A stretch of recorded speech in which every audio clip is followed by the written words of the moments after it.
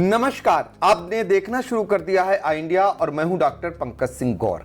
और आई इंडिया के स्टूडियो में खास मेहमान आए हुए हैं, आप सभी का परिचय कराते हैं और फिर आपको आज बहुत सारी रोचक जानकारी भी देने का काम करेंगे। तो शुरुआत करते हैं परिचय की।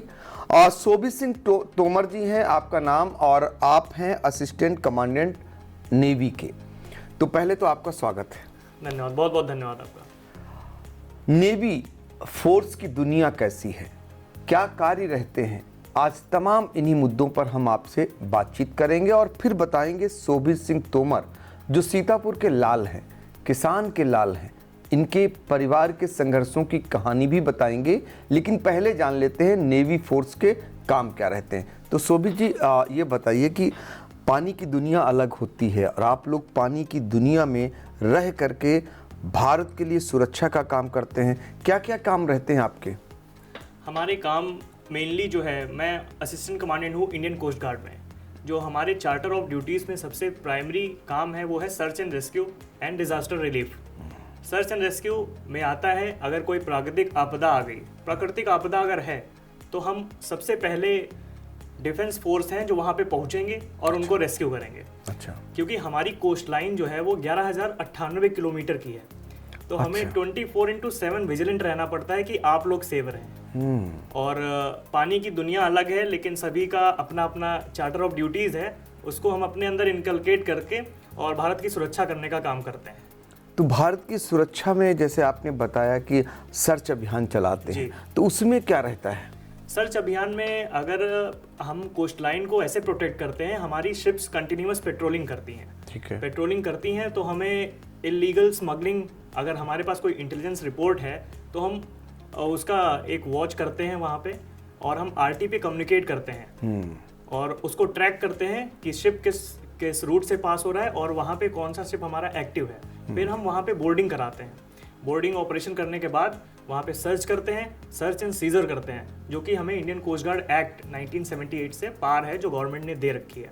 उसके बाद हम आगे का काम कस्टम के साथ मिलके करते हैं। स्मगलिंग हो गया, और अगर कोई स्पीसीज है जो कि प्रोहिबिटेड है, उसका अगर स्मगलिंग हो रहा है, बहुत बड़ा क्षेत्र है। अच्छा। बहुत तरीके के क्राइम है, बट इंडियन कोस्ट गार्ड जो है वो काफ़ी एक्टिव है और 24 घंटे हम लोग सतर्क रहते हैं कि देश को कोई नुकसान ना हो और ज़्यादा से ज़्यादा अपनी सेवाएं देश को दे पाएँ।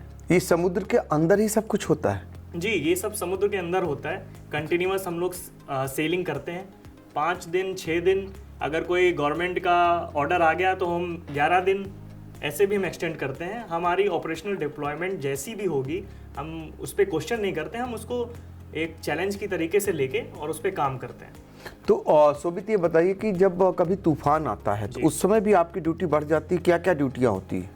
तूफान के टाइम हमें जो भी मेट्रोलॉजिकल डिपार्टमेंट से पहले ही हमें जानकारी आ जाती है। अच्छा। तो हम फिशरमैन को, जो फिशरमैन कम्युनिटी है, जो कि बहुत बड़ा एक सेक्टर है फिशरीज का, हम उनको अलर्ट जारी कर देते हैं कि आप भाई इस एरिया में ना आइए, क्योंकि यहाँ पे तूफान है, विंड स्पीड इतनी होगी। वो हम सारी डेटा हम उनको कम्युनिटी इंटरेक्शन प्रोग्राम के थ्रू उनको अवेयर कराते हैं, और कि वो कहीं उनकी लाइफ डेंजर में ना हो। अगर वो कहीं फंस गए या कोई मैन ओवरबोर्ड भी हो गया, मतलब कोई अगर डूब रहा है, तो हमारा जैसे ही आरओसी जो रिमोट ऑपरेटिंग स्टेशन है, वो जैसे ऑर्डर करता है, हम अपनी शिप लेके जाते हैं, उसको रेस्क्यू करते हैं।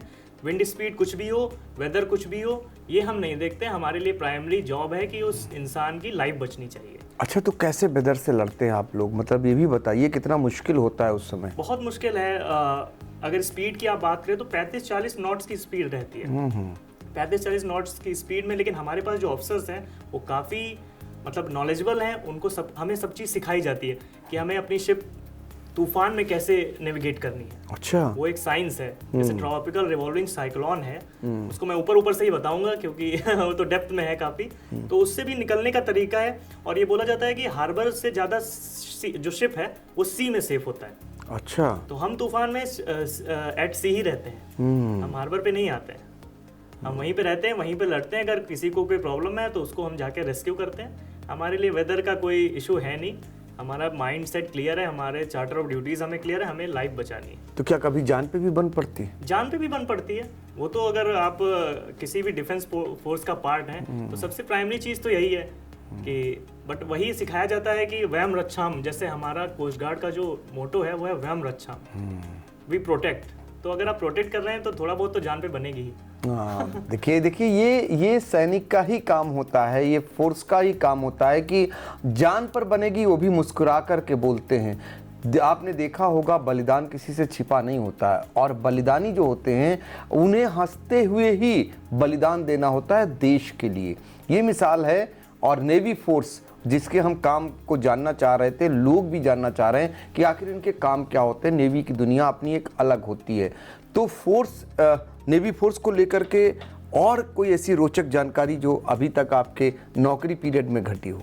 बहुत सी ऐसी जानकारी हैं, जैसे हमें पता चलता है कि कोई जैसे मेन प्रॉब्लम है वहाँ पे, जैसे बांग्लादेश के फिशरमैन आ जाते हैं हमारी साइड। अच्छा। तो हम उनको कस्टडी में लेके उनके पुलिस से कम्युनिकेट करके उनको हैंडओवर करते हैं। अगर हमारा कोई चला गया फिशरमैन गलती से, ये श्रीलंका बॉर्डर के पास बहुत ज़्यादा है। अच्छा। तो हम उनसे इंटरेक्ट करते हैं और वो हॉटलाइन पे बात करके और उसको सॉल्व करते हैं। अच्छा। बाकी हमारी रेगुलर एक्सरसाइज होती है। अभी हमारी नेशनल पॉल्यूशन रिस्पांस लेवल की एक्सरसाइज चेन्नई में ही हुई थी, मैं भी उसका हिस्सा था। उसको नेटपॉलरेक्स बोलते हैं। तो हम पॉल्यूशन रिस्पांस भी हमारे एक चार्टर ऑफ ड्यूटीज़ है, तो चार्टर में आता है हमारे, तो हम पॉल्यूशन रिस्पांस भी करते हैं। अगर कोई मर्चेंट वेसल है वो 100 टन्स ऑफ क्रूड ऑयल लेके चलता है, अगर वो लीक हो गया तो समुद्र का तो पूरा जो उसका एक नेचुरल कैरेक्टरिस्टिक है वो बदल जाएंगी। फिश खत्म हो जाएंगी, जो भी स्पीसीज वाटर की हैं वो सारी खत्म हो जाएंगी। तो हम पॉल्यूशन रिस्पांस भी करते हैं। पॉल्यूशन अगर हो गया तो हमारे पास इक्विपमेंट रहते हैं, हम उनसे लड़ते हैं और हम उसको कंटेन करते हैं। हमारे पास इसके लिए एयर एसेट भी है, हमारे पास हेलीकॉप्टर है, डॉर्नियर है, उससे हम पेट्रोलिंग भी करते हैं। और हम अगर कुछ पॉल्यूशन से लड़ना है तो हम स्प्रे भी करते हैं उसको। अगर किसी चीज़ को कंटेन करना है तो हम उससे स्प्रे भी करते हैं, उससे डॉर्नियर से। अच्छा। ये है। बाकी हम रेगुलर एक्सरसाइज एट सी करते हैं, फायरिंग करते हैं। हमारे पास सारे वेपन हैं। अगर कभी कुछ ऐसा हो गया कि हमें किसी ने चैलेंज कर दिया तो हमारे पास मुंह तोड़ जवाब देने के सारे हथियार हैं। हाँ, ये जरा बताइए कि समुद्र में भी तस्करी होती है तो जाहिर तौर पर तस्करी करने वाला कोई साधु तो होगा नहीं, तो वो भी उधर से आपको फायरिंग कर रहा होगा, हिट कर रहा होगा। तो कभी ऐसी नौबत आई जब आप लोगों का मुकाबला हुआ हो? नहीं, अभी तो मेरा 2.5 साल के जीवन में अभी यंग, लेकिन सुना मैंने है। हाँ। काफ़ी हमारे ऑफिसर्स ने ये सब काम किए हैं। बहुत बड़े अमाउंट की ड्रग्स भी सीज की है और काफ़ी चैलेंजफुल उनके लिए बोर्डिंग ऑपरेशन होते हैं। लेकिन हमारी बोर्डिंग टीम का एक कोर्स होता है, वो वेल इक्विपमेंट होते हैं। मतलब वो इक्विपमेंट हैं इसके सिचुएशन के हिसाब से सब चीज़ों को मैनेज करने में। तो हमारे पास स्मॉल आर्म्स जैसे पिस्टल हो गया, तो वो पिस्टल के साथ हम लोग लैस रहते हैं। अगर कुछ ऐसा कुछ सिचुएशन हुआ then we are always ready to counter them. ऐसा कुछ हुआ नहीं है क्योंकि हमारे पे हमला मतलब भारत पे हमला, ऐसी किसी की हिम्मत अभी हुई नहीं, अभी तक हुई नहीं। तो देखिए, ये है अपने देश की नेवी फोर्स पर जिस पर हम लोग नाज करते हैं। ऐसी कोई नौबत नहीं आई, लेकिन मुस्तैदी कितनी है ये बता रहे हैं हमें शोभित सिंह तोमर, जो असिस्टेंट कमांडेंट हैं नेवी में, और ये सीतापुर के ही लाल हैं। इसलिए मैं बार बार कह रहा हूँ, एक किसान के पुत्र हैं, और वो किसान के पुत्र हैं जिन्होंने एक मिसाल कायम की है। इस पर भी आगे भी हम चर्चा करेंगे। पहले और जान लेते थोड़ा उसकी दुनिया को। तो आप लोगों का कितना समय एक बार जब आप समुद्र के जहाज पर बैठ लेते हैं तो कितना समय बीतता है उस पर?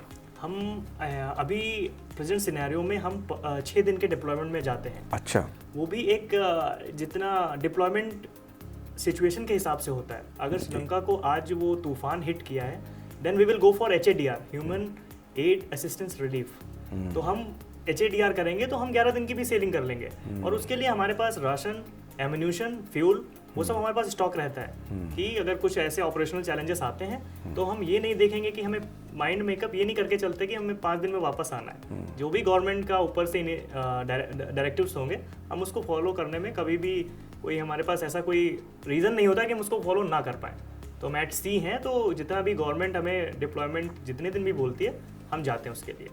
अच्छा जी। तो देखिए, ये नहीं है कि ड्यूटी अगर 6 दिन की है, लेकिन स्थितियां अगर आगे चल करके और दिनों की ड्यूटी करनी है तो उसके लिए पहले से ही पूरे संसाधन से लैस होते हैं, पूरी मुस्तैदी रहती है, क्योंकि ड्यूटी प्राथमिकता है, उसे उसका निर्वहन करना है। लोगों की जान कैसे बचा सकते हैं इस पर ही पूरी नौकरी करनी है। ये है हमारी नेवी, भारत की नेवी। इसीलिए इस पर फ़क्र है, लोगों को नाज भी रहता है। और ऐसे मौक़ों पर आप लोगों को ट्रेनिंग की बात करें तो समुद्र का जब सामना होता है तो स्विमर तो मस्ट है। जी, स्विमिंग है। जैसे मेरी प्राथमिक जो ट्रेनिंग हुई है वो इंडियन नेवल एकेडमी अजीमला में हुई है। अच्छा। और हमें वहाँ पे swimming, continuous swimming for 2 hours, 2 घंटे स्विमिंग, और 300 metres swimming, breast stroke, free style, different technique सिखाई जाती हैं कि कभी अगर शिप पे कुछ ऐसा हुआ तो आप इतना ज़रूर आपके अंदर होना चाहिए कि आप स्विम करके उसको आप फाइट कर सकते हैं वहाँ पे। तो हमें स्विमिंग सिखाई जाती है, हमें गन ऑपरेट करना सिखाया जाता है। We are well equipped, we are well trained in operating small arms. Pistol हो गया, इंसास हो गई, कार्बाइन हो गई। आप कोई भी दें, हमारा कोई भी जवान, खाली ऑफिसर ही नहीं, बाकी कोई भी जवान सेना का, they are well equipped, well trained to operate in any situation, any weapon. वाह, क्या बात है। तो कोई भी वेपन्स हो वो सबको चलाने की मादा रखता है नेवी का अफसर, नेवी का जवान।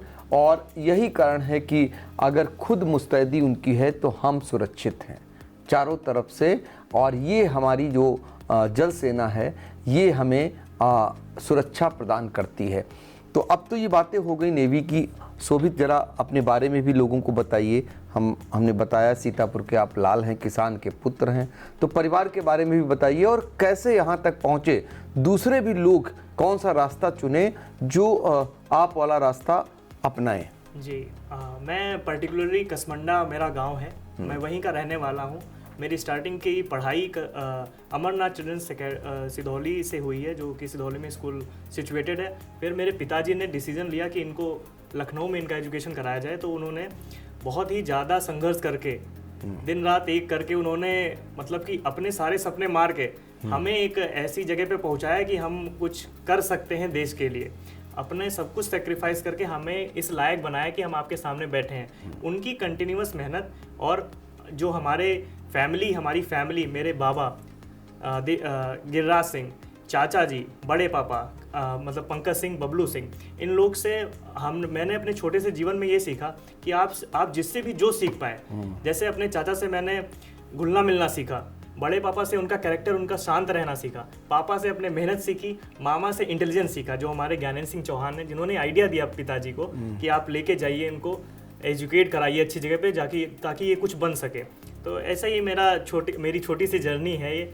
हमेशा से सपना था कि सेना में जाऊं, जो कि मेरे बाबा ने हमेशा उन्होंने उसको पुश किया कि आप सेना में जाओ, क्योंकि वहाँ पे फिजिकल फिटनेस बहुत होती है। पुराने लोग थे, उनका यही मानना था।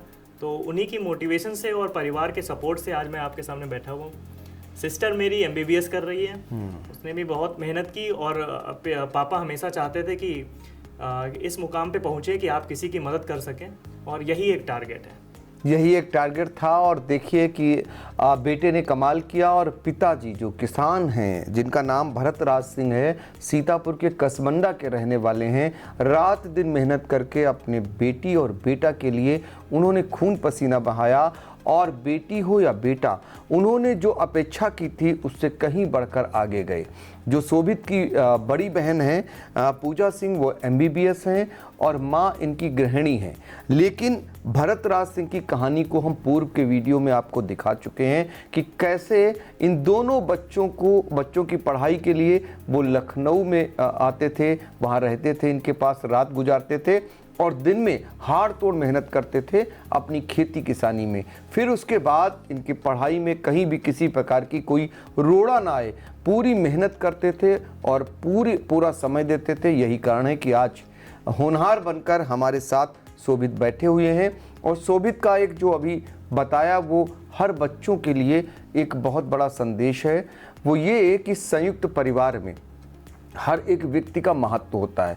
शोभित ने भी अपने परिवार से किसी से कुछ लिया, किसी से कुछ लिया, किसी से कुछ लिया, और एक होनहार और एक कहते हैं कि अनुशासनहीन जैसे लोग होते ना, उससे उलट अनुशासन वाला बच्चा बनना है। तो कैसे बनना है, शोभित हमारे साथ बैठे हुए हैं आज, और उन्होंने अब नेवी में अपनी एक जगह बनाई, एक स्थान, एक मुकाम, एक अफसर के रूप में कायम किया, और आज दूसरों के लिए भी मिसाल बने हुए हैं। तो आप भी शोभित का अनुसरण करें और आगे बढ़ें और अपने लक्ष्य को पूरा करें, अपने माता पिता के सपनों को साकार करें, परिवार में आदर्श बने।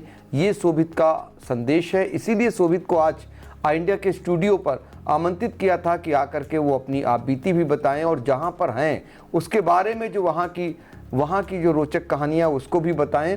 फिलहाल शोभित एक चीज़ और जानना चाहेंगे, अगर आपके नक्शे कदम पर किसी को चलना हो तो क्या करे बच्चा, कब से तैयारी करे, कैसे यहाँ तक पहुँचे? जी, सबसे पहले अगर किसी को भी सेना में जाना है तो उसको अपनी लाइफस्टाइल में एक अनुशासन, डिसिप्लिन लानी पड़ेगी। प्राइमरी चीज़ ये है। काफ़ी दुनिया बदल चुकी है, इंटरनेट की अवेलेबिलिटी है, तैयारी के रिसोर्स बहुत ज़्यादा हैं, आपको लग के बस मेहनत करनी है। अपने मम्मी पापा जो भी वो माता पिता जो मेहनत कर रहे हैं उसके बारे में सोच के बस आगे बढ़ते रहना है। नेवी में जाने के लिए इंटर से तैयारी करें या बाद में? इंटर से आप तैयारी कर सकते हैं एनडीए का एग्जाम देके।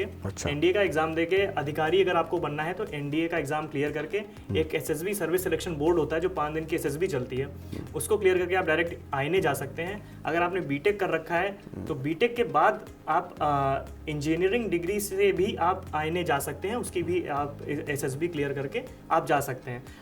आपके पास दोनों ऑप्शन है, ग्रेजुएट एंट्री और इंटरमीडिएट एंट्री। तो ये 2 एंट्री होती है नेवी में।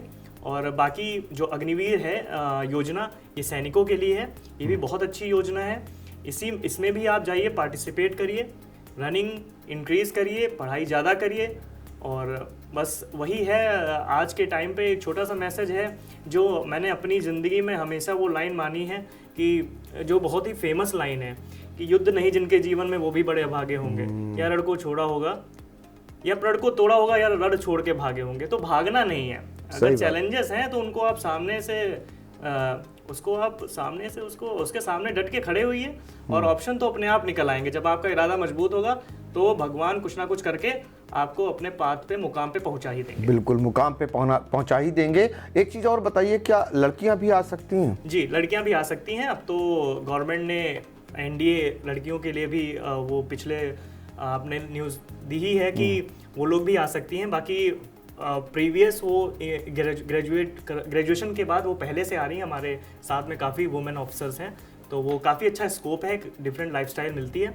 मैं तो यही कहूँगा जितना ज़्यादा हो सके आप लोग army, navy, air force, coast guard में ज्वाइन होइए, अपनी पर्सनालिटी डेवलप करिए और देश के ग्रोथ में योगदान दीजिए। तो क्या कुछ उसमें ज़रूरी होता है कि आपकी बॉडी कितनी होनी चाहिए, लंबाई कितनी होनी चाहिए? आपको फिट होना पड़ेगा। जो डिफरेंट एग्जाम्स के डिफरेंट सेट्स ऑफ रूल्स हैं, उनको हर क्राइटेरिया में आपको आना पड़ेगा। आपको मेडिकली फिट होना पड़ेगा। अच्छा। उसके लिए आपके पास रनिंग स्टैमिना होना चाहिए। बाकी कोई ऐसा कुछ मेडिकल का इशू नहीं होना चाहिए जिससे आप रोके जा सकें।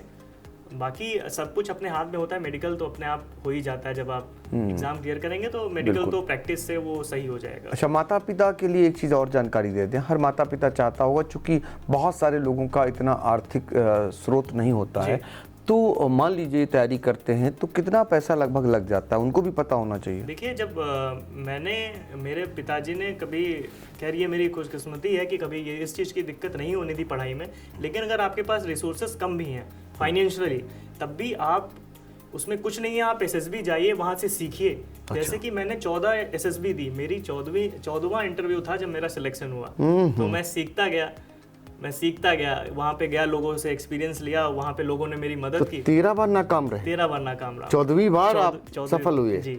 अरे ये भी सीख है लोगों के लिए, हिम्मत हार जाते हैं। हाँ। जब आप 13 बार नाकाम रहे तो परिवार से क्या आपको परिवार से तो इतना सपोर्ट था। मैं छोटी सी एक चीज भूल गया कि अपनी माता जी का मैंने योगदान, बीना सिंह जी, बीना से उनका मैंने योगदान नहीं बताया आपको। उनके जीवन से मैंने ये सीखा कि आपको पॉजिटिव कैसे रहना है। किसी भी सिचुएशन में उनको मैं देखता था तो वो इतना काम रहती थी और मतलब हमेशा पॉजिटिव। नहीं हुआ तो कोई बात नहीं। पिताजी ने भी हमेशा कहा, जब भी मैंने बोला कि इस बार नहीं हो पाया तो उनका अगला लाइन यही था कि अगली बार होगा। जी। तो उसके पहले मैंने 1 साल पोस्ट ऑफिस में काम किया और ट्रेन ऑपरेटर का भी मैंने एग्जाम निकाला, लेकिन पापा ने कहा कि जो सपना तुमने शुरू से देखा है उसके लिए लगे रहो और एक ना एक दिन तुम्हें सफलता जरूर मिलेगी। तो फिर वो काम सही हो गया। सब तो देखिए, शोभित का ये इंटरव्यू ना कि उन बच्चों के लिए सीख है, बल्कि माँ और पिता के लिए भी बड़ा संदेश है कि उनके माता पिता अपने बेटे के लिए कितना सपोर्ट करते हैं। और 13 बार कोई नाकाम रहा हो, आज विभिन्न परीक्षाएं देने जब कोई बच्चा उनका जाता है और नाकाम हो जाता है तो तमाम ताने भी मिलते हैं, लेकिन तानों की जगह अगर सपोर्ट मिलती है तो मुकाम तो आपको मिलता ही है। जीती जागती इसका उदाहरण सीधे तौर पर शोभित हैं। तो आप भी इनसे सीख ले सकते हैं और इनके बताए हुए मार्ग पर चल के आप भी मुकाम हासिल कर सकते हैं। ये बहुत आपके लिए जानकारी परक इंटरव्यू है।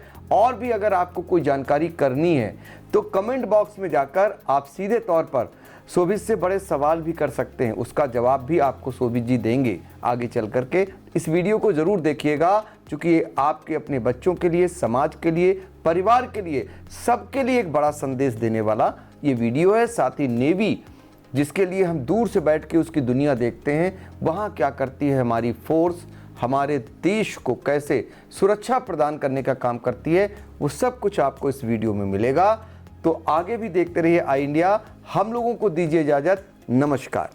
Sai Sanjeevani hospital, station road, Sitapur. Sitapur का पहला मल्टी स्पेशलिटी हॉस्पिटल, जहां आपको जनरल फिजिशियन, हड्डी रोग, स्त्री रोग, जनरल सर्जरी, नाक कान गला और न्यूरो के डॉक्टर उपलब्ध हैं। साई संजीवनी में आयुष्मान कार्ड धारकों का मुफ्त इलाज और टीपीए कार्ड धारकों के लिए कैशलेस सुविधा उपलब्ध की गई है। हॉस्पिटल में आईसीयू, वेंटिलेटर, बाईपैप व डायलिसिस की सुविधा भी उपलब्ध है। Sai Sanjeevani hospital, station road, Sitapur.